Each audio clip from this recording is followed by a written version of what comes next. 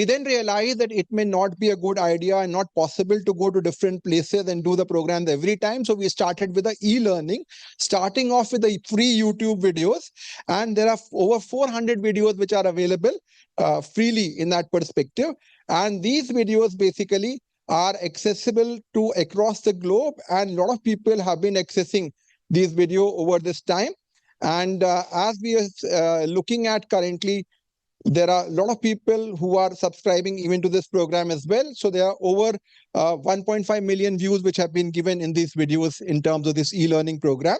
We then realized that we needed to have a structured program rather than just having some videos. So we started off first with a fellowship program from 2017. And till date in the Regency Center of Diabetes Endocrinology and Research, we have had 11 fellows who have been involved. And I remember Dr. Kapoor, when we went for the first time, and he said that, yes, we should start the program. It was one of the few centers which started the program at that point of time. So in the last 7 years, continuously, we have got very good fellows and with good support from the hospital. In 2018, we started the online learning portal MedEClasses, and then a lot of books and application came up. So we have got pediatric endocrine learning tools. We have got fellowship programs in pediatric endocrinology, a 2-year course. And many of the people who are here actually are part of that course. They are coming 4 times in a 2-year period to gain experience, clinical, as well as learning in that perspective. We have developed the MedEClasses Endocrinology app, which I was talking about. It's the most downloaded pediatric endocrinology app with over 5,000 installs, a lot of publications coming onto it. We are working in terms of developing connected clinics, which will help out people develop personalized care in terms of specific disorders. So we have developed tools to guide evaluation for growth failure, which have been validated. There are tools for management of diabetic ketoacidosis, which have been shown to reduce the complications of DKA. We have developed a bone age application, which provides within 2 minutes a reliable and valid way to assess bone age, which has already been published. A lot of other interpreters are there, which are being published, include our obesity interpreter, our puberty interpreter, as well as thyroid interpreter. So these interpreters are going to make life very easy. You have to enter the values and you will get the right outcome. And they have been validated in a large number of patients in that perspective. We also developed a DSD interpreter. And the next step, which Vibha was talking about, was the bone age assisted interpretation of growth, in which all the pediatricians have to do is to enter some basic information with regards to the child in terms of their age, in terms of their birth weight and other parameters. And then you have to enter about their pubertal status.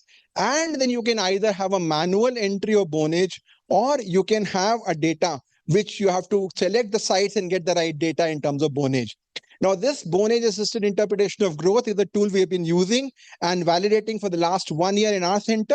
And this has been found to be perfect in terms of not only plotting the data, but also getting a lot of interpretation and whether our puberty and growth is going normal or not. So this is going to be probably a way in which we can really screen a large number of normal children, as well as patients who are coming to different pediatricians in terms of school, as well as clinic, to get the right guidance in terms of evaluation and management from that regards. So we have got different courses. We have on-site course. So we have had 7 on-site courses till now. And yesterday we had a big number of around 48 participants from across the world actually, and over 300 patients who had come from different parts of the country to specifically come and get exposed in this perspective. We have got multiple publications, and we are now coming up today with the 2nd edition of MedEClasses Basic Pediatric Endocrinology. The case is actually about an infant with developmental delay. This is for our endocrinologists, it's a common case you might be seeing, but in medical colleges and in pediatricians, a little awareness when we see children with developmental delay, an infant or a small child, sometimes we have to look into the matter and think a bit different also. I hope you will you will understand and keep this in mind. Thank you. So going to the presentation.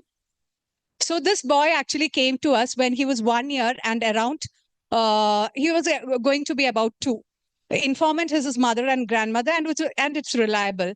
So they had actually saying that he has developmental delay, which they had noticed from his 7 years of age.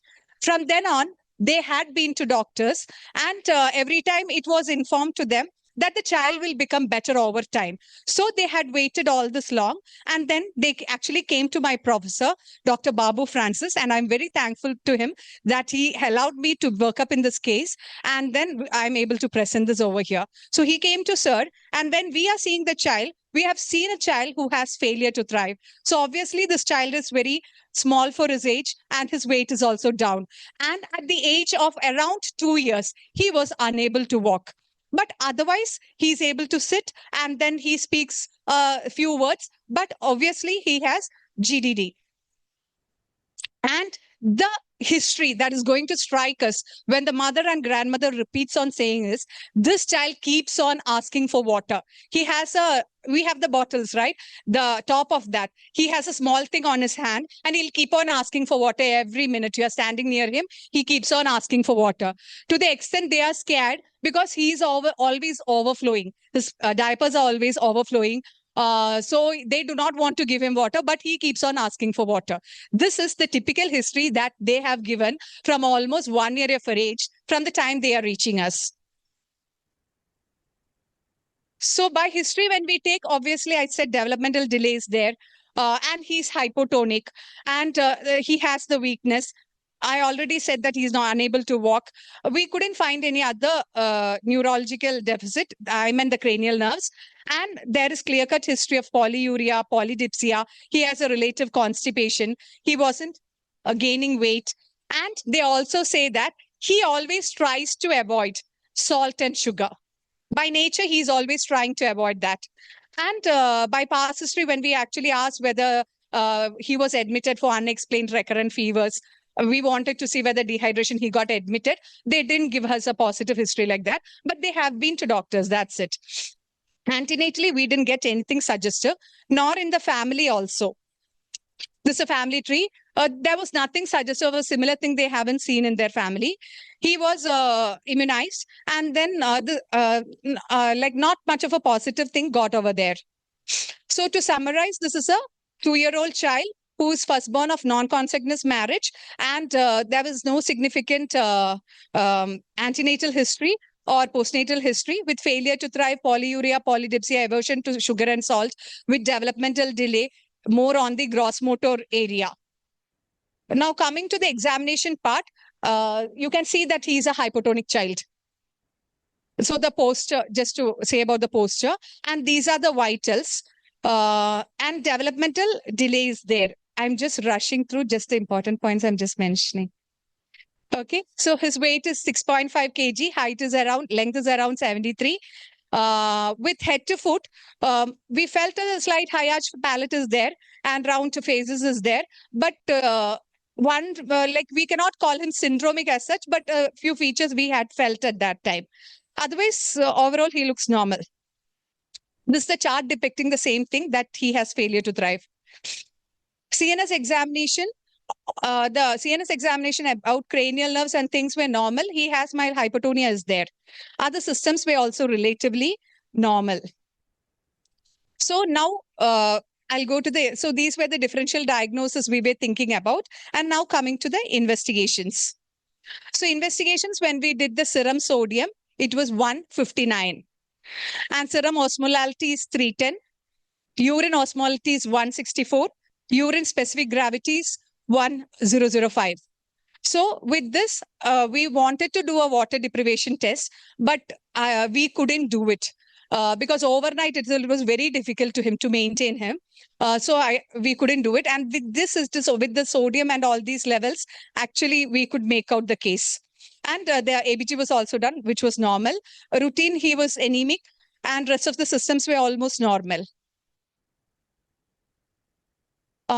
So now we are thinking about diabetes insipidus, and karyotyping was done for me, and that was normal. Ultrasound was done.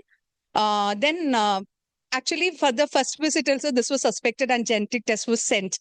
So we didn't have to. Usually in our place, we will send and we have to wait for another 1 or 2 months for the report and then to treat. Maybe like we'll have to treat him earlier. But here within a 2-3 weeks gap, we actually got the result also.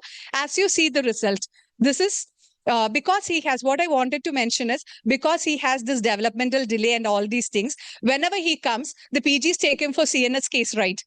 So it was always getting missed. So only to highlight the fact that it was actually nephrogenic, even diabetes insipidus, it was nephrogenic diabetes insipidus with the result coming as X-linked recessive 1, V2 receptor defect it was. And hence we had started in home. So for such a child, we should actually have a holistic approach. So we were actually counseling the parents, saying to them what actually has to be done for him. And we have to, because I said he's keeping on asking for water and it is always there in him. So slowly we had to optimize the fluid, and he was nutritionally deficient. So the calories, everything we had to raise a little, and we could do it very slowly. Now also we are trying our very best, very slowly. So ideally, we have to optimize the fluid intake, provide calories without much an osmotic burden. These are the things we should keep in mind. But as per the patient, it is slightly difficult.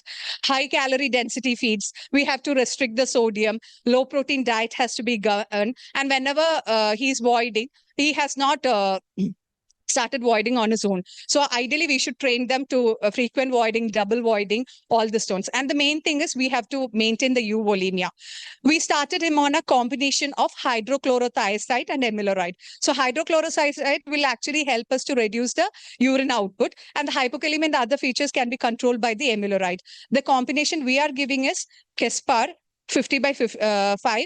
We are giving a half tablet in dilution 2 times a day. And after 2-3 weeks, when we repeated, the sodium had come down to almost 140. And over this 3-month period, clinically, he is improving. Right now, he's able to stand up and hold. And parents feel he's much better, and his values also. We are just trying to continue on that. It has just started the process. Thank you. Thank you for the patient listening.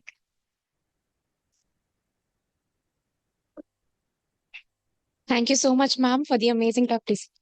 Yeah. Thank you, Dr. Vidhu, for that crisp presentation. It's a common scenario. We get that children with GDD, as you mentioned, are in medical colleges. They are taken to CNS examination. And I think from the case, it's well highlighted that there can be other CNS causes of developmental delay.